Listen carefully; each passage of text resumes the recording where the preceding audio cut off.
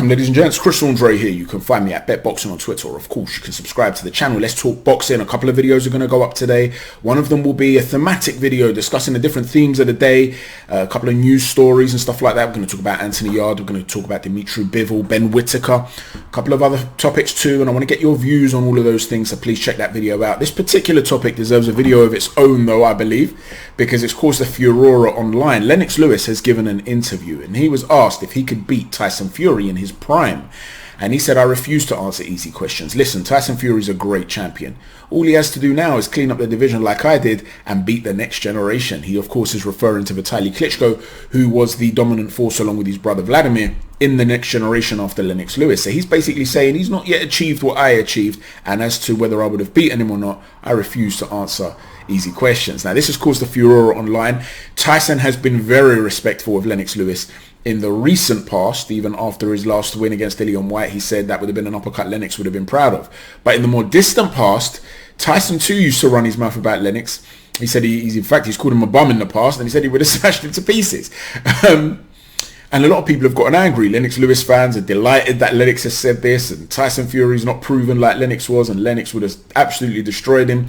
The Fury fans are saying he's just salty, he's disrespectful, that he's not in the public eye anymore, and he would have got washed by big, skilled Tyson Fury. Here's the thing that you have to understand.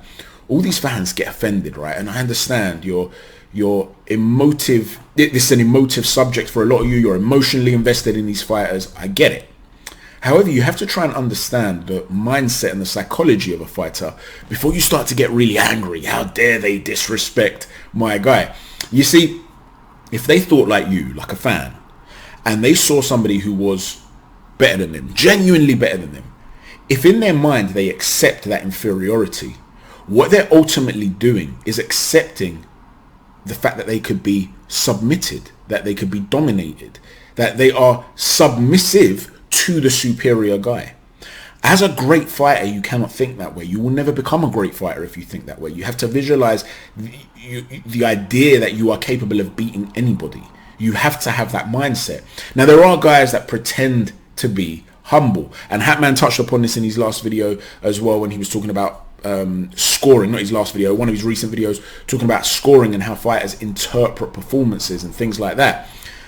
It's to do with confidence, and it's to do with how you interpret your abilities and you being more focused on what you're capable of doing rather than what a guy is capable of doing to you. The only time you will take into account what another guy is capable of doing to you is in order to nullify those weapons. These great fighters think along the lines of, how would I beat this guy? Now, a lot of people sometimes say to me, Chris, how do you go about, I've been asked this quite a few times since the Bivol Canelo fight, how do you go about breaking down a fight? What is your framework for breaking down a fight? Shout out to Hamad, for instance, who's asked this question. A few people have asked this question, and I always say the same thing. I simply approach, and I'm not capable of doing what LENNOX LEWIS can do or Tyson Fury can do, right? But I approach it in that similar way mentally. What I say to myself is, right, if I was fighting LENNOX LEWIS, if I was fighting Mike Tyson, Tyson Fury, whoever, how would I go about trying to beat them? That's it. Simple as that. How do I take away what they're good at, and how do I expose what they're not so good at? I know I'm not capable of doing what they're doing, but because they have spent their lives perfecting a martial art, the art of fighting, and they are up against guys in their weight category, they're not going to think along those lines. They're going to think, I trust in my skill set. I trust in my psychology and my heart. I know I will get the job done. I will find a way. When LENNOX LEWIS was going through hell against Vitaly Klitschko, you may look at it as a fan and say, if he didn't cut him. LENNOX LEWIS doesn't think like that. LENNOX LEWIS thinks, I was going to find a way to cut him. When Tyson Fury went down and got up on 9.5 seconds in the first fight against Deontay Wilder, you as a fan might say, wow, man, he's lucky. He's lucky he got up with like 0.2 seconds left to go.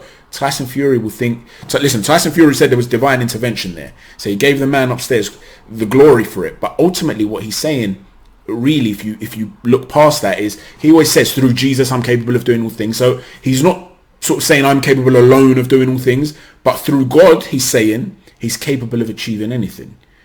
So he too believes if it's the will of God, he will find a way. And this is how these guys think. They think along those lines. Now, you can get guys to be more palatable to the public they will be more humble. I want you to look at this clip. It's a fantastic clip from the 1980s, 1989.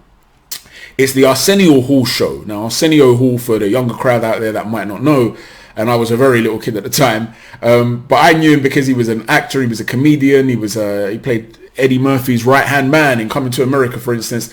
He had a talk show, and he brought on Muhammad Ali, who by that point was showing serious signs of decline in his health, and also Mike Tyson. And they were asked who would win between who. I want you to check this video out. What's wrong? Oh, this one here? Huh? I'm scared of him. You scared of this one? He's a real champ. He's a real champ. Who would have won if you fought this man in your prime?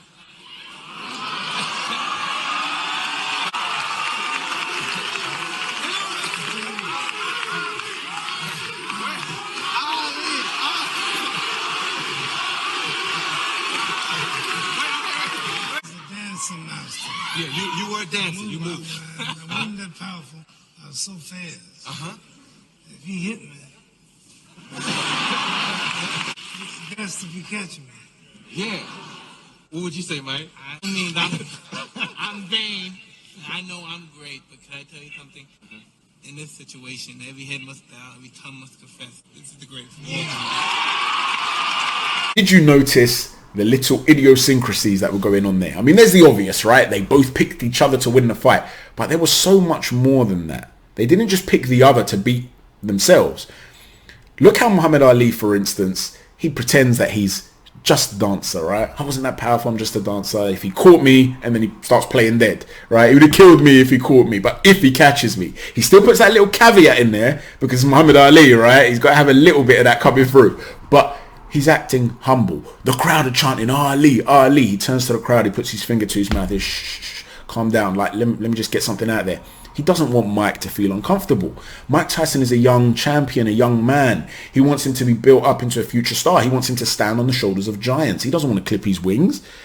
There's no rivalry there. Muhammad Ali had shown signs of serious decline in his health, and Mike Tyson paid him that respect, put him on a pedestal. Had Mike gone after Muhammad Ali, he would have been the most hated figure in America, right? Muhammad Ali, this loved athlete who'd achieved so much and is in this current tragic state, wilting away in front of the eyes of the nation. This once seemingly invincible man was suddenly wilting. You know, talk about putting the world in touch with the concept of their own mortality. That is what's happening when you're tracking the life and career of Muhammad Ali, and you see him there. Mike Tyson wasn't going to ever run his mouth there.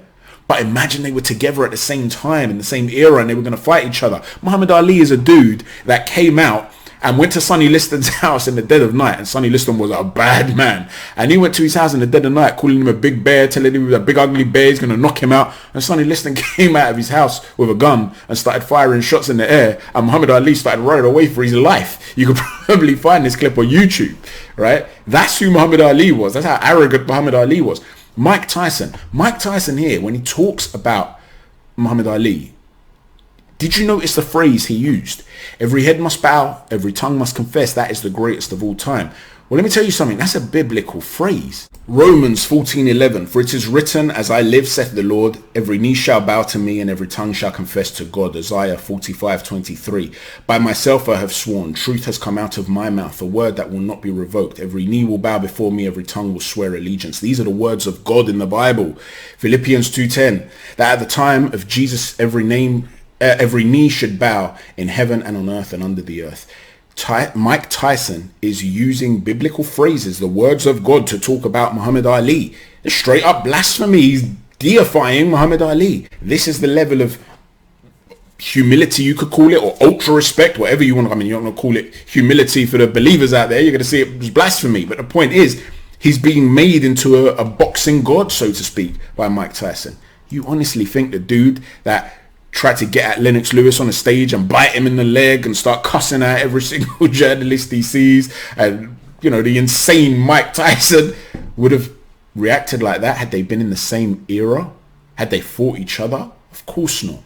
So that fake level of humility, if you put them on listen, we might enjoy it as fans, it's a beautiful clip to see, but if you want to put them up against each other at the same time in the same era, you think that's how they're going to talk about each other? Don't be silly. You put them on a lie detector test, they're both failing for what they did on the Arsenio Hall show. So don't get so wound up when you hear these great fighters talk the way they speak. Okay, that's their warrior spirit coming to the fore. These are guys that believe in this, in themselves more than anybody else. You may have extreme confidence and you believe you can do certain things.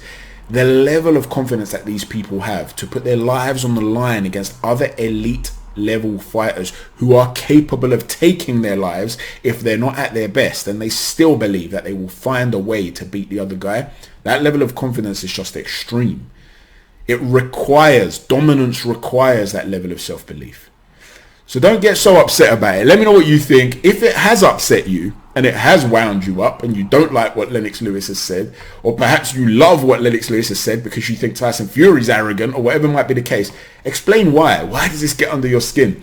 Can't you just enjoy the fact that there's a showmanship thing going on here? Because let me give you an alternative analogy. Let's say we're talking football, right? Where it's become really PC and you get the feeling that everybody's had media training and stuff like that. Imagine England have only got one game left to play in qualifying and they're playing Cyprus at home. And you ask Harry Kane, listen, you only need 3 points to be guaranteed qualification. Cyprus at home. We've got 1 foot in the World Cup, haven't we? Harry Kane may very well turn around and say, well, look, we're very confident, we believe in ourselves, but there are no easy games at international level anymore, so we're going to have to be focused and see the game through, and then we can start celebrating after that. And you're sitting there, you're thinking, Harry, who are you kidding, mate? You're going to win the game 4-5-0. What are you chatting about? If you don't beat Cyprus at home, they need to put you in the centre of the square, and all the fans that have bought tickets need to come at you lot with rotten tomatoes and rotten eggs and start throwing them at you. What are you chatting about? Just come out and say, listen, if we don't qualify right now, we're going to need the kick in the head. That's what we deserve, because they're shocking. They're all right for a little team, but they're shocking compared to us. We've got a galaxy of stars. Of course, we're in the World Cup. That's what really needs to be said. But there's media training, and you can't appear to be disrespectful, right? So what's the point of even watching a lot of these football interviews? They're boring.